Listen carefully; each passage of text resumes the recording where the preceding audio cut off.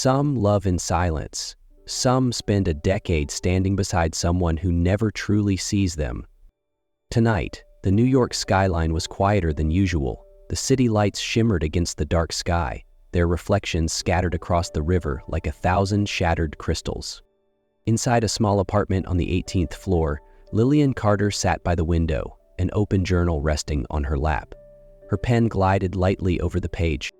"Date. He told me about another woman today." He smiled, as if she were the only thing that mattered, and I nodded, I listened, I smiled, just like I always do. She paused, fingers tightening around the pen. Taking a deep breath, she tried to steady herself, to keep from drowning in the memories. A winter night, standing in the rain for hours just to catch a glimpse of him. The countless nights spent fixing his reports while he slept soundly on the couch. The way he spoke about another woman, never once realizing how her heart broke each time. She knew this feeling all too well. A quiet, lingering love, burning like a small flame, never bright enough to be seen. Closing the journal, Lillian lifted her gaze to the night sky through the window. She had held on to this love for so long, but how much longer could she endure? Lillian set her journal down on the desk, her eyes lingering on the words she had just written. Memories stirred, pulling her back to where it all began, 10 years ago. That autumn at Columbia University, the campus was painted in shades of gold and amber. Lillian was just a quiet freshman in fashion design, always sitting in the back of the lecture hall, observing the world in silence. One afternoon, a tall young man rushed into class, arms overloaded with thick binders and loose papers. In his hurry, he misstepped on the platform and crash. Papers scattered across the floor as the room filled with quiet chuckles. No one moved to help except for Lillian. She knelt down, gathering each page carefully, stacking them neatly before handing them back to him.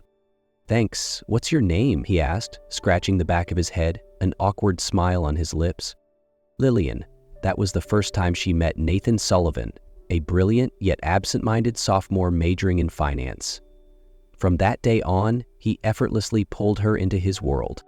Late-night study sessions at the library, rushed coffee runs before lectures, shared conversations about dreams and ambitions. Before she realized it, they had become best friends. But only friends, at least in Nathan's eyes.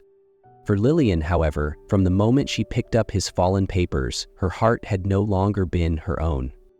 Over the years, she remained the one constant in his life. When he failed his first business pitch, she was the one who helped him pinpoint his mistakes. When he drowned himself in alcohol after a heartbreak, she drove across the city in the pouring rain just to bring him home. When he secured his first major investment deal, she was the first person he called. Yet not once did he ever look at her the way she wished he would. The memories faded, pulling Lillian back to the present. A bitter smile touched her lips. 10 years had passed, and Nathan still hadn't truly seen her. Lillian let out a quiet sigh, closing her journal and leaning back against her chair. The past clung to her like a shadow, a constant reminder that no matter how much time had passed, she had never truly let go. Her phone suddenly lit up on the desk. Nathan's name flashed across the screen. She hesitated for a moment before answering. "Lillian, finally, you picked up." His voice was full of relief and excitement. "I need a favor, just for one night." Lillian tightened her grip on the phone. She knew all too well that whenever Nathan needed her, it was never just one night. "What is it?" she asked, keeping her voice steady. "There's this event tomorrow. I need a date to keep things simple. You know how these business partners are? They're always trying to set me up with their daughters." He spoke as if this was the most trivial request in the world, and maybe, to him, it was. Lillian closed her eyes, picturing him laughing with other women, while she remained nothing more than a quiet presence in the background. And yet she still said yes. Not because she wanted to be his pretend girlfriend, but because she didn't know how to be anything else in his life. Lillian gazed at the New York skyline through her window, the distant lights reflecting off the dark waters of the Hudson River. The past still clung to her, whispering reminders that no matter how hard she tried, she could never stop loving Nathan. But loving him had never been easy. and tonight was yet another painful proof of that. She stood in front of her mirror, adjusting the emerald green gown she had chosen for the evening. She hadn't picked it because it was her favorite color, but because she knew Nathan liked it. A small habit so ingrained in her she barely noticed it anymore. Her phone buzzed. Nathan. "Lillian, are you here yet?" His voice was impatient. "I need you." He always needed her, but he never wanted her. She took a deep breath, grabbed her purse, and stepped out of her apartment. The Rosewood Hotel ballroom was bathed in golden light, filled with the hum of polite laughter and the clinking of champagne glasses. Investors, executives, and elegant women in designer gowns filled the space. And at the center of it all was Nathan. He was flawless, as always, tall, confident, his black suit fitting him perfectly. When his eyes found her, a pleased smile curved his lips. "Lillian, finally!" He strode toward her, taking her hand without hesitation. She smiled, just as she always did. The evening played out predictably. Nathan charmed his business partners, introduced her as the most important person in my life. Her heart skipped a beat, but she knew those words didn't mean what she wished they did. The atmosphere shifted when a familiar figure entered the room. Sophia, Nathan's ex, the woman who had left him for someone wealthier. She approached them, a knowing smirk playing on her lips. "Nathan, what a surprise. Still haven't found anyone to replace me?" Her voice dripped with amusement. Nathan's grip on his glass tightened. Lillian could feel the tension in his stance. And then, Sophia turned her attention to her. Or are you still using your loyal little best friend as a stand-in? How pitiful." Lillian stiffened. She wanted to retort, to defend herself, but before she could say anything, Nathan moved. He set his glass down, turned toward her, and suddenly pulled her into a kiss. She barely had time to react. His lips pressed against hers, warm and firm. The sounds of the party faded into nothing. Lillian felt his warmth, the familiar scent of his cologne, her heart pounding erratically in her chest. She had imagined this moment countless times, but not like this, not just to prove something to Sophia. After a few seconds, Nathan pulled away and turned back to Sophia, his expression calm and composed. "See, Sophia, I'm not as alone as you think." Sophia raised an eyebrow, unimpressed, then shrugged and walked away. Laughter and applause rippled through the room, but Lillian heard none of it. All she could feel was the ache settling deep inside her. Nathan turned back to her, flashing an easy smile. "Just a pretend kiss, thanks for helping me with that. You really are the best friend ever." Something inside her cracked. She lowered her gaze, forcing a small smile. "I need to get some water." Then she walked away, her heels clicking against the polished floor, her vision blurring. Because the kiss she had waited 10 years for had been nothing but an act. The party ended and Nathan walked Lillian to her car, his usual carefree smile in place. "Thanks, Lillian. You're a lifesaver as always." She simply nodded, forcing a small smile in response. On the way home, the city lights blurred past the car window, but Lillian didn't see any of them. One thought consumed her mind. How much longer can I keep doing this? The next day, she didn't reply to Nathan's messages, nor did she answer when he called. One day, 2 days, then a week. Lillian began to pull away. No more morning coffee runs. No more late-night conversations about his work. Nathan noticed.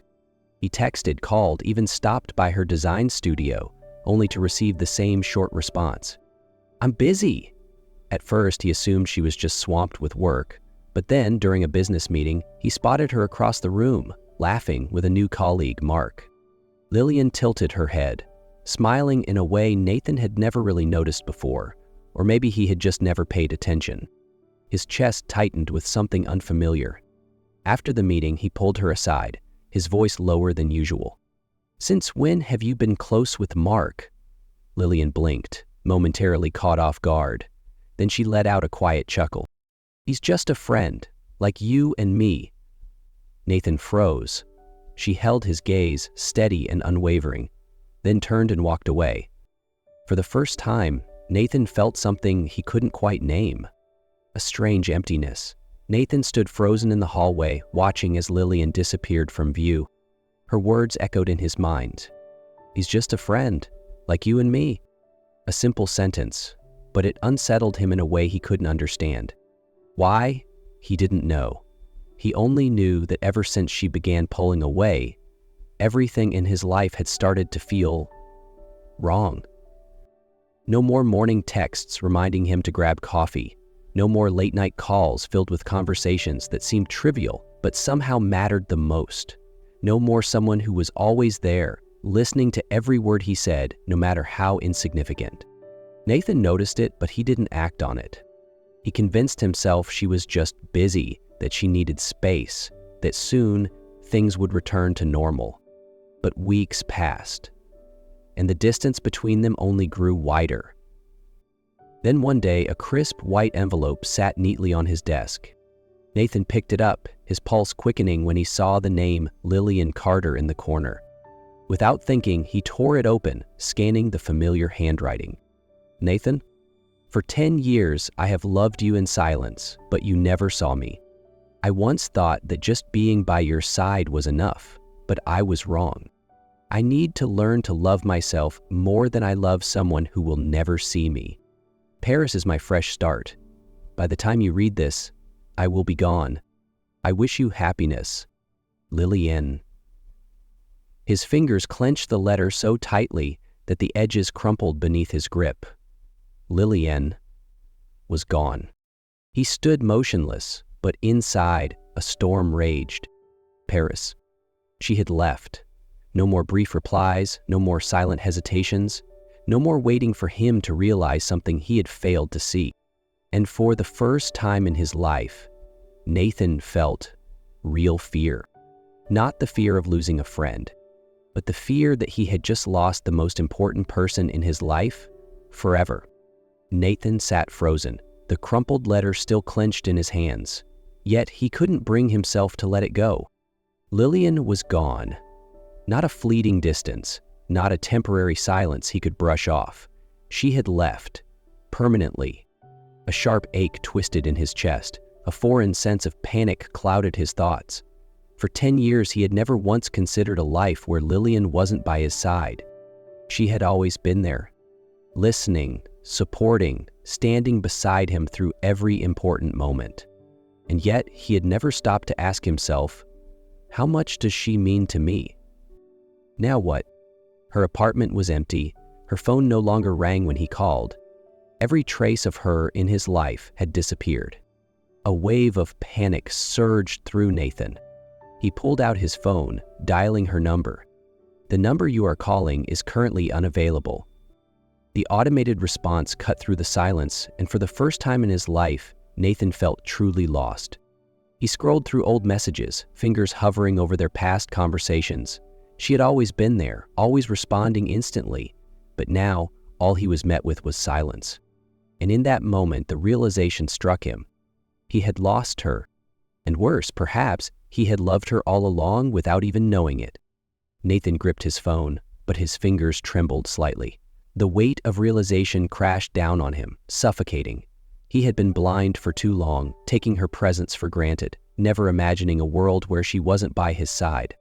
But now, that world was real, and it was unbearable. He exhaled sharply, shoving aside the fear threatening to paralyze him. He couldn't let her walk away like this. He couldn't let 10 years end with a letter. Without hesitation, he made a call. "Book me a flight to Paris, as soon as possible." The flight to Paris lasted over 10 hours, but for Nathan, every minute felt like torture. He couldn't sleep, couldn't focus on anything except one relentless thought. Was it too late to fight for her? The plane touched down just as the sun dipped below the horizon, casting Paris in hues of gold and crimson. Nathan wasted no time. The moment he exited the airport, he hailed a taxi straight to the address his assistant had tracked down, the fashion studio where Lillian was now working. The car pulled up in front of a charming old building. Through the large glass windows, Nathan saw her. Lillian stood in the middle of the room, a design board in hand, her expression focused as she discussed something with her colleagues. She looked radiant, confident, yet somehow more distant than ever. For the first time, Nathan realized she belonged here, not as the quiet friend who always stood behind him, but as a woman who had built a life of her own. A small voice in his head whispered, "What if she's already moved on?" But he wasn't giving up. Taking a deep breath, Nathan pushed open the door. The room fell into a stunned silence as Lillian turned toward him. Her blue eyes widened in disbelief. "Nathan..." Her voice wavered. He didn't give her time to ask questions. Ignoring the stares from everyone around them, Nathan walked straight to her and pulled her into his arms. "I'm sorry." His voice was raw, thick with emotion. Lillian froze. She didn't push him away, but she didn't embrace him either. Slowly, she stepped back, studying him with cautious eyes. "What are you doing here?" Nathan met her gaze. This time, he didn't look away. "I came to tell you something I should have realized long ago. I love you, Lillian." She stared at him, lips parted, eyes shimmering with a mixture of emotions: hope, fear, disbelief. "Nathan, don't say that unless you're sure." A small smile tugged at his lips as he shook his head. "I have never been more sure of anything in my life." Lillian bit her lip, her emotions a storm within her. For the first time in 10 years, Nathan wasn't looking at her as a friend. He was looking at her as the woman he could never afford to lose again. Lillian's heart pounded in her chest. She had imagined this moment 100 times, yet she never truly believed it would happen. Nathan stood before her, his deep brown eyes filled with something she had never seen before. No more indifference, no more obliviousness. He finally saw her. "Lillian," his voice was hushed, as if afraid that one wrong move would make her disappear forever. "I can't change the past, but I can promise you a future, if you'll just give me a chance." Lillian bit her lip. For 10 years, she had waited for him to see her. She had hurt, she had walked away, she had learned to love herself again. But the man standing before her was no longer the same Nathan who had once been blind to her love. She could see it in his eyes. The certainty, the fear of losing her, and most importantly, the love she had always longed for. Lillian took a deep breath. "If I say yes, will you promise never to let me go again?" Nathan let out a breathless chuckle, filled with regret and determination. He took her hand, holding it tightly. "Never." 1 second, 2 seconds, and then she stepped forward, wrapping her arms around his neck. Nathan pulled her close, not out of desperation, not as part of an act. When their lips met, time stood still. It wasn't a kiss of convenience. It wasn't a pretense. It was a kiss between two souls who had finally found their way back to each other.